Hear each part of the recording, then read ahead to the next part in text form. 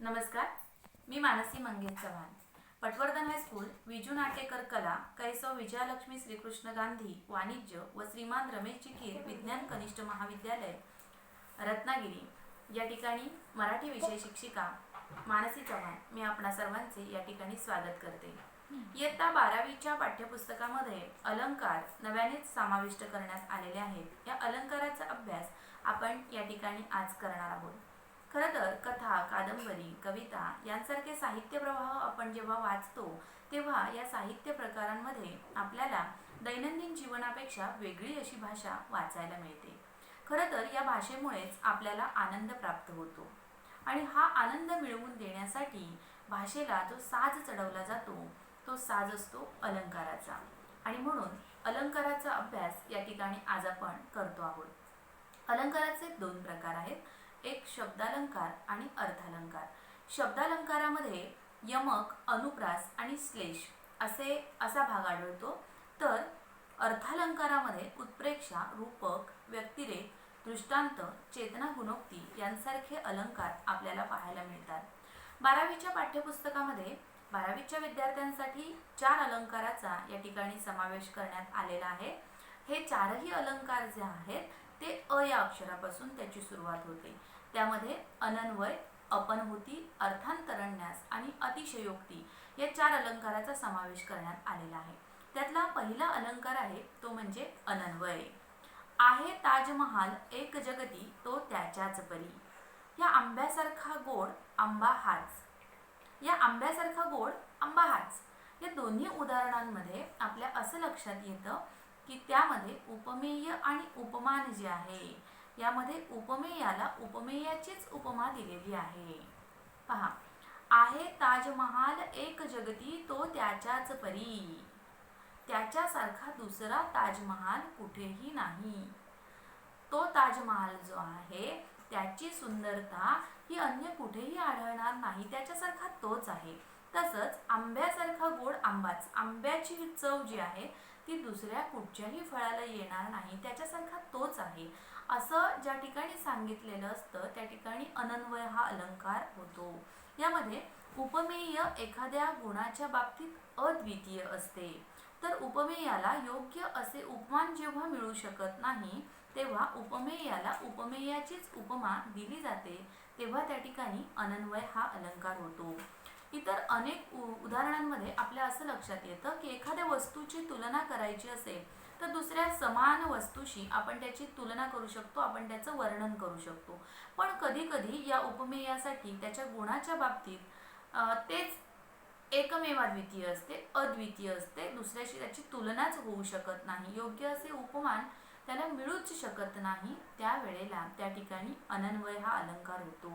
म्हणजेच उपमेयाला दुसऱ्या कशाचीच उपमा जेव्हा देता येत नसेल तेव्हा उपमेयाला उपमेयाचीच उपमा दिली जाते, तेव्हा अनन्वय हा अलंकार होतो. आणखी एक उदाहरण आपण या ठिकाणी पाहू शकतो. फार छान उदाहरण आहे, पहा, लक्षात ठेवण्यासारखं हे उदाहरण आहे.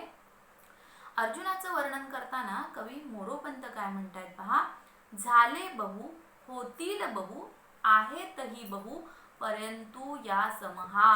अर्जुनासारखा महापराक्रमी अर्जुनच आहे, दुसरा कुणीही झालेला नाही, होणारही नाही आणि आहे देखील नाही. अर्जुनासारखा अर्जुनच पराक्रमी आहे. म्हणजे अर्जुनाची उपमा देत असताना अर्जुनालाच त्या ठिकाणी उपमा अर्जुनाचीच देता येते. या ठिकाणी अनन्वय हा अलंकार आपल्याला दिसून येतो. दुसरा अलंकार आहे तो म्हणजे अपनहुती अलंकार. त्याचा आधी पहिल्यांदा उदाहरण आपण पाहू.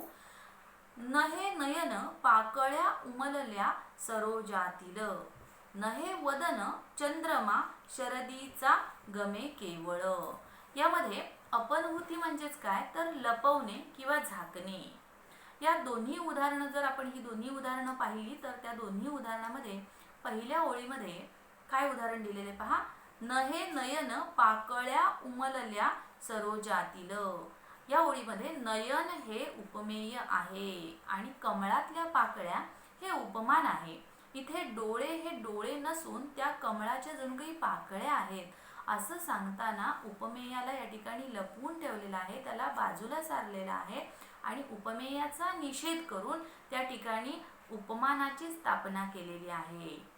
आणि दुसऱ्या उदाहरणामध्ये दुसरं उदाहरण आहे, नहे वदन चंद्रमा शरदीचा गमे केवळ.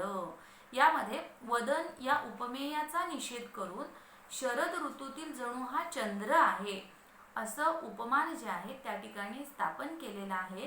म्हणून त्या ठिकाणी अपनहुती हा अलंकार होतो. याची वैशिष्ट्ये अशी आहेत की उपमेयाला या ठिकाणी लपवलं जातं आणि उपमानाची स्थापना त्या ठिकाणी केली जाते. उपमेय असूनही उपमेय नाही तर ते उपमानच आहे असे जेथे सांगितलेले असते तिथे अपनहुती अलंकार होतो. उपमेयाचा या ठिकाणी निषेध केला जातो आणि तो निषेध कोणत्या अक्षरांनी शब्दांनी दर्शवला जातो पहा. न, नव्हे, नोहे, नसे, कसले असे शब्द या ठिकाणी उदाहरणांमध्ये आपल्याला येताना दिसून येतात. तिथे अपनहुती हा अलंकार होतो. तर तिसरा अलंकार आहे अतिशयोक्ती अलंकार. त्याची उदाहरणं पहा काय आहेत ती.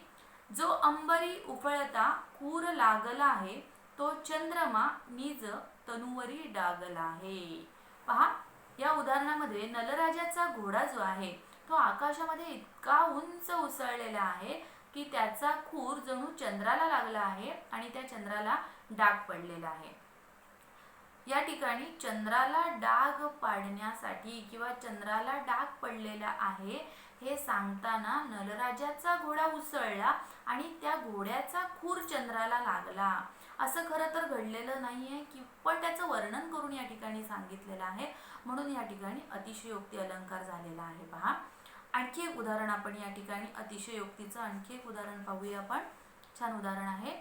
दमडीचं तेल आणलं, सासूबाईंचं न्हाणं झालं, मामंजींची दाढी झाली, भावोजींची शेंडी झाली, उरलं तेल झाकून ठेवलं, लांडोरीचा पाय लागला, वेशीपर्यंत ओघळ गेला आणि त्यात उंट पोहून गेला. तेल केवढं आहे पहा, दमडीचं तेल आहे. आणि या दमडीच्या तेलामध्ये एवढी भरपूर कामं जी आहेत ती उरकून झालेली आहेत. खरं तर हे शक्य आहे का तर शक्य नाही, परंतु त्यामध्ये ती शक्यता दर्शवलेली आहे. त्यावेळेला आहे ती गोष्ट जी आहे ती फुगून सांगितलेली आहे आणि म्हणून या ठिकाणी अतिशयोक्ती हा अलंकार झालेला आहे. एखाद्या गोष्टीचे आणि प्रसंगाचे त्यामध्ये वर्णन केलेले असते. त्यामध्ये एखादा प्रसंग असतो त्याचं वर्णन या ठिकाणी दाखवलेलं असतं. हे वर्णन अधिक फुगून केलेलं असतं. आपल्या भाषेमध्ये तेल तिखट मीठ लावून हे सांगितलेलं असतं. अतिशय फुगून ही गोष्ट सांगितलेली असते आणि या वर्णनाची असंभाव्यता कल्पना रंजकता जी आहे ती अधिक स्पष्ट होताना आपल्याला दिसून येते. आणि म्हणून अलंकारामध्ये प्रत्येक गोष्टीचं वर्णन जे आहे ते चमत्कृतीपूर्ण रीतीने ज्या ठिकाणी केलेलं असतं त्या ठिकाणी अतिशयोक्ती हा अलंकार होतो.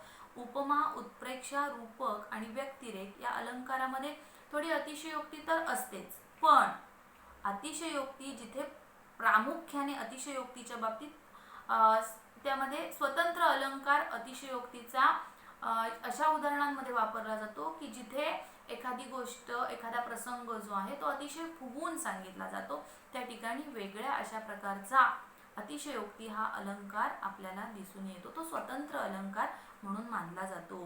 कोणतीही कल्पना आहे त्यापेक्षा खूप फुगून सांगताना त्यातील असंभाव्यता जी आहे ती अधिक स्पष्ट करून सांगितलेली असते.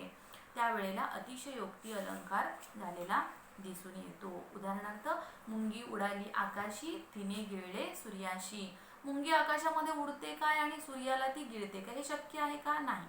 पण हा प्रसंग, ही घटना, हे वर्णन जे आहे ते या ठिकाणी फुगून सांगितलेलं आहे. म्हणून त्या ठिकाणी अतिशयोक्ती हा अलंकार झालेला आहे. पहा आणि त्यानंतरचा अलंकार आहे तो आहे अर्थांतरन्यास अलंकार. त्याचं उदाहरण पहा. तदिदर खग भेने वेगळाले पळाले, उपवन जल केली जे कराया मिळाले, स्वजन गवसला जो त्यापाशी नसे तो, कठीण समय येता कोण कामास येतो. या ठिकाणी नलराजाने हंसाला पकडल्यानंतर बागेत जलक्रीडेसाठी जमलेले इतर पक्षी जे आहेत ते घाबरून दूर पळालेले आहेत आणि त्याच्याजवळ कुणीच राहिलेला नाही. ही एवढी हकीकत सांगून झाल्यानंतर कवीने काय सांगितलेलं आहे की सामान्य सिद्धांत यातून सांगितलेला आहे की जेव्हा कठीण प्रसंग येतो, बाका प्रसंग येतो, तेव्हा कुणीही मदतीला धावून येत नाही. म्हणजे विशेष एखादा प्रसंग सांगण्यासाठी त्या ठिकाणी उदाहरण सांगितलं जातं, त्यामधले विशेष सांगितलं जातं आणि एखादा सामान्य सिद्धांत सुद्धा या उदाहरणाच्या माध्यमातून सांगितला जातो, त्यावेळेला अर्थांतरण्यास हा अलंकार होतो.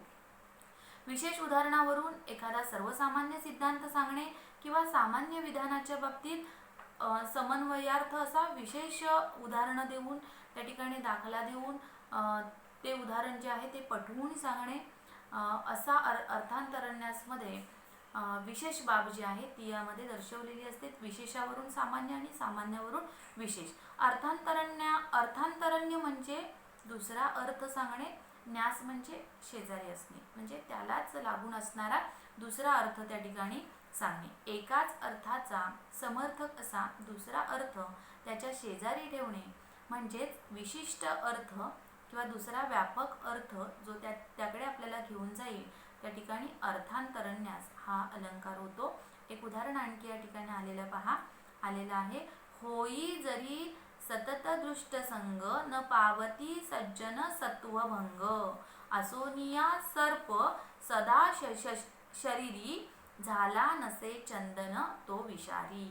म्हणजे भुजंग जरी असला, त्या झाडावर जरी असला, चंदनाच्या झाडावर जरी असला तरी चंदनाच्या झाडाला काही विषारी स्पर्श होत नाही, हे उदाहरण या ठिकाणी सांगितलेलं आहे.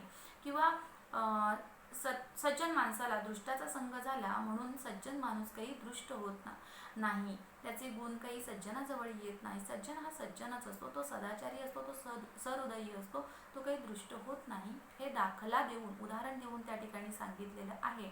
त्या ठिकाणी अर्थांतरण्यास हा अलंकार झालेला दिसतो. सज्जन सतत जरी दृष्टाच्या संगतीत जरी आले तरी सज्जनाची सात्विकता नष्ट होत नाही, हा विशेष सिद्धांत जो आहे तो सांगितल्यानंतर कवी सामान्य उदाहरण या ठिकाणी आपल्याला देताना दिसतात. सामान्य उदाहरण कोणतं आहे पहा.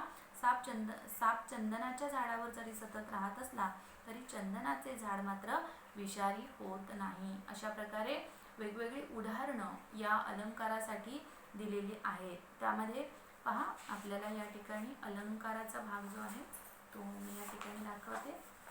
अलंकार यामध्ये अनन्वय अलंकार आपल्याला दिसतो आहे, अपनवृत्ती अलंकार आपल्याला दिसतो आहे, अतिशयोक्ती अलंकार आपल्याला दिसतो आहे, आणखी उरलेला आहे तो अलंकार आहे अर्थांतरण्यास. हा अलंकार या ठिकाणी आपल्याला दिसतो आहे.